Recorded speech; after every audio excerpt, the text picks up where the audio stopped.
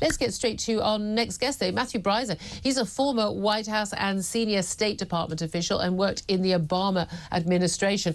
Good morning to you, Matthew. Hi, Julia. Thanks for having me with you. Thank you so much for joining us. I do want to come on to why you think Obama has yet to offer his endorsement for Kamala Harris. But first of all, do you think that Joe Biden did actually stand aside because he wanted to do the right thing via the party, the right thing via the country? Or do you think that he was basically pushed kicking and screaming into this decision? Well, as a nonpartisan person, someone who also served 4 years in the White House of Republican President George W. Bush, my analysis is that a little of both. You know, to become the president, you have to be so convinced that only you're the only person in a country of 370 million people who's right for the job. And then you grow in the job, right? I mean, from what I understand, having worked for a couple of presidents, it's a very heady experience. So emotionally, I think Biden really believed he was the one who had beaten Trump and was the best position to do it again. But also, the polling data was overwhelming. And so the reporting coming in now is that over the weekend, his very closest aides told him, there's no path to victory. You cannot win. And so he threw in the towel. Yeah. So that's not so much being pushed out as smelling the coffee. Yeah, and saving face. And again, you're surrounded by people, as it turns out he was until very recently, saying, no, you are the only person who can do this. Nancy Pelosi, we understand, had a phone call with him where she was saying, look, the polling, she's a very wily operator, been around for many years and delivered incredible things in Congress where the Democrats had very, very tight majorities. And she basically apparently told him, look, you know, you can't win. The polls show you can't win in the key swing states. And he insisted that, no, the polling he'd been showed he did win. So whether or not his aides were lying to him or he was lying to her is the big question.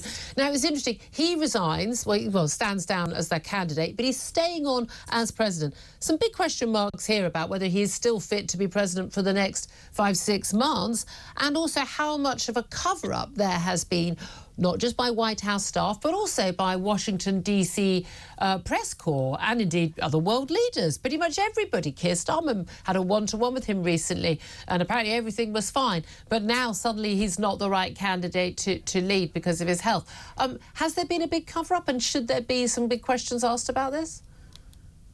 Yeah, I think there has been, and the questions are being asked. The Trump campaign is firing off a line of questions along those very lines and accusing Kamala Harris as, you know, his vice president as surely having known the frail state of Biden's health, and yet pretending like everything's okay. And there was even a really heartfelt op-ed by a journalist, I think it was in the Washington Post a week and a half ago, that said the same thing. We're all to blame. Yeah. We could see the writing on the wall, and we didn't write it down in our newspapers. So yeah, it's a cover-up, and you know, anybody who has eyes and ears can see that this poor elderly man is not able to do the job. Yeah. So if he's not able to run for president, okay, you could argue, well, you know, if he won, he would have to do the job for another 4 years, and that seems impossible. But I think the question is legitimate also as to whether he can continue, should continue in the job now. And again, questions the judgment, as you say, not just the staff, but also Kamala Harris. Well, let's come on to her. It took almost 30 minutes for him to make the announcement that he was endorsing Kamala Harris. She got the endorsement also of Bill and Hillary Clinton. She's also got the endorsement of two of the front runners to other viable candidates to take over the Democratic nominee in Gretchen Whitmer of Michigan and Gavin Newsom of California. I certainly didn't rate Gavin Newsom's chances, given his record in California. That was easy to destroy him. Gretchen Whitmer seemed to me pretty darn credible. But, no, she's the vice president. You know, by rights, it should fall to her. That's how the Constitution works. But we know also there's a big factor here, which is that she's a woman of colour. That's why we know for a fact Biden was open. That's why his nominee for his VP they had to be a woman, and then it was put out privately that it was a woman of colour. These are the criteria for the job. Effectively, this is diversity politics on steroids. She's got the gig because she's BP and because she has what's in her pants and what's the colour of her skin. This is the stuff that Donald Trump dreams about, for goodness sake, in terms of running against. This isn't going to bode well for the Democrats, surely. Well, yeah, he will make those arguments, but you have to be careful, you know, because that's the sort of language that appeals to the Republican base. But to win the election, he's got to win the middle as well. Yeah, but I wouldn't be Republican base at all. Last time round, I'd have gone, I think Biden's awful, but he's not as awful as Trump. I'd have voted Biden. Now I'd be like, what a choice. People who have she, her pronouns in their bios, they're an instant no-no for me. Yeah, no, I understand. And I think what's going to happen is, Trump will make those arguments, but you have to remember what her profession is. I mean, she is a prosecutor, and she, in the presidential election campaign, the primaries last time, she was harsh. And she will prosecute President Trump or former President Trump if they debate. So rumors coming out now are Trump does not want to debate her. So it's and he even complained, Trump did, saying we had prepared entirely for a campaign against Biden. Now we have to start from scratch. I think the Republicans are worried because she is so tough, so mean-spirited, but there is the flip side as to what you were just talking about. And also, there's a sense among the Democrats that this can't be a coronation. Just because she is the vice president doesn't mean she automatically gets to be the presidential candidate. And yet only 4 weeks until there has to be the Democrat nominee in place in the Chicago Democratic National Convention that haven't really got much time. And again, if you think you're a viable future presidential candidate, would you want to run now? And you're thinking, in 4 years' time, it'll probably be an awful lot easier. The thing is, you talk about her, like she had this wonderful record as this prosecutor in California, but she hasn't got a wonderful record as VP. She hasn't got even a half-decent record running in the initial state Democratic primaries in 2020. I mean, she was one of the worst performers, did absolutely terrible, dropped out very early. The word salad nonsense she talks, I've managed to find the quote that I keep misquoting because it's such nonsense. Every time she says, in every speech, I can imagine what can be and be unburdened by what has been. And she just says this in every single speech. I mean, if I were Donald Trump, I would just play video. There's a 4-minute video of that online. I'd just play that every day till election day, because people would go, what on earth are you talking about, you crazy lady? I don't think she can think on her feet. What was she put in charge of? Dealing with a border issue.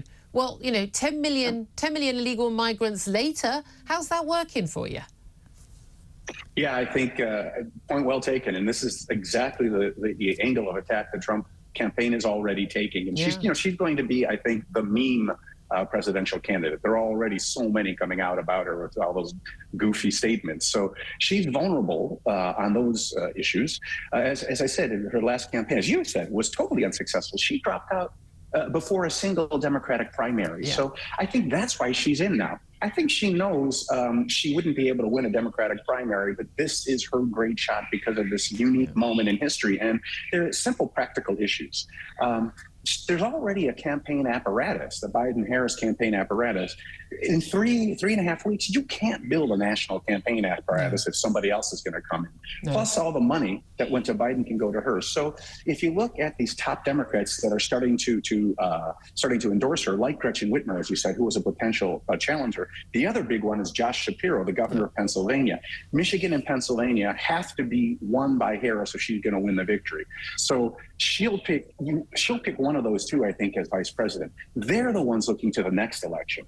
They want to position themselves to be the heir apparent and not be the spoiler of Harris. Yeah, I have to say, if I were them, I wouldn't go anywhere near this ticket. I'd be a big cheerleader from the sidelines and not be associated with it. Final question, Matthew Bryza. I hope you will come on again many times before we get to November the 5th. Who's winning on November the 5th right now, from what we know today? Now, I mean, this is a cliche, but the American people, because there's going to be a much more competitive race. But if you look at the national polls right now, they're neck and neck, Harris and Trump, just like Biden and Trump were. But the national poll doesn't matter. What matters is 3 states now. As I said, it's Pennsylvania, it's Michigan, and Wisconsin. If Harris chooses Shapiro from Pennsylvania or Whitmer from Michigan, I think she's got the energy, the excitement. I mean, Harris. And then she's got those battleground states. And I think she has a great chance at winning. But if Trump could go back to the way he spoke in the first half of his speech after the assassination, of his nomination speech, he would be really formidable, but he couldn't do it. He couldn't stop himself going off script. Oh, it's going to be fascinating to watch. Matthew Bryza, it's such a pleasure to have you join us. Former White House and senior State Department official, worked in the Obama and Bush administrations. Thank you for joining us.